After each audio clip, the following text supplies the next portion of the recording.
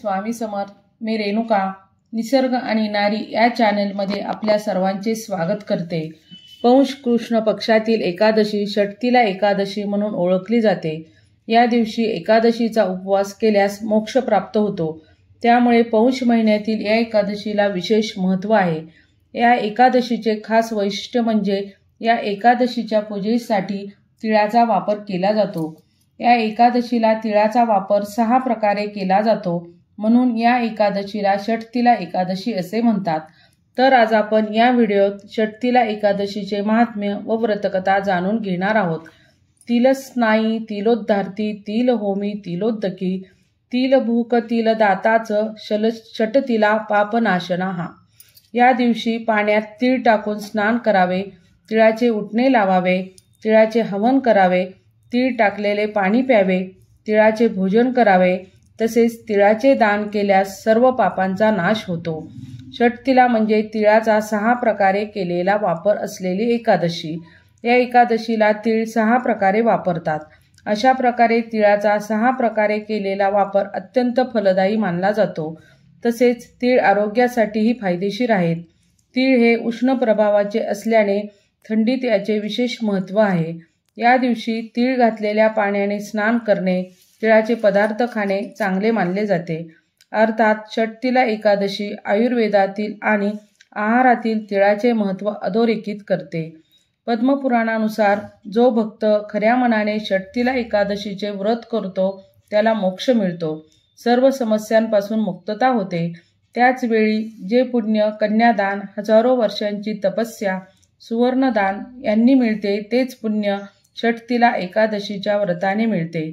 तसेच हे व्रत केल्याने मानसिक शांती व आनंद मिळतो. या दिवशी भगवान विष्णूंची आराधना करून व्रत केल्यास मोक्ष प्राप्त होतो. तसेच या दिवशी व्रताची कथा अवश्य ऐकावी, तरच उपासनेचे व व्रताचे पूर्ण फळ मिळते. धार्मिक मान्यतेनुसार एकदा नारद मुनी भगवान विष्णूंचे निवासस्थान असलेल्या वैकुंठ येथे पोहोचले. तेथे त्यांनी भगवान विष्णूंना षटतिला एकादशी व्रताचे महत्त्व विचारले. नारदजींच्या विनंतीवरून भगवान विष्णूंनी सांगितले की प्राचीन काळी एका ब्राह्मणाची पत्नी पृथ्वीवर राहत होती. तिच्या पतीचा मृत्यू झाला होता. ती माझी प्रिय भक्त होती. एकदा तिने महिनाभर उपवास करून माझी पूजा केली. या व्रताच्या प्रभावाने तिचे शरीर शुद्ध झाले, पण ती कधीही कोणाला अन्नदान करत नसे. त्यामुळे ही स्त्री वैकुंठात राहूनही अतृप्त राहील, म्हणून मी स्वतः तिच्याकडे भिक्षा मागण्यासाठी गेलो. भिक्षा मागितल्यावर तिने मातीचा एक गोळा उचलून माझ्या हातावर ठेवला. ते घेऊन मी परतलो. काही दिवसांनी ती शरीर सोडून वैकुंठात आली. तेथे तिला एक झोपडी दिसली. रिकामी झोपडी पाहून ती माझ्याकडे आली व म्हणाली, मी धर्मनिष्ठ आहे, मग मला रिकामी झोपडी का मिळाली? तेव्हा भगवान विष्णू म्हणाले, अन्नदान न केल्याने आणि मला मातीचा गोळा दिल्याने असे घडले. तेव्हा भगवान विष्णू तिला म्हणाले, जेव्हा देवकन्या तुला भेटायला येतील तेव्हा तू षटतिला एकादशीच्या व्रताचा नियम सांगितल्यावर तू तुझे दार उघड. त्या स्त्रीने त्याप्रमाणे करून षटतिला एकादशीचे व्रत केले.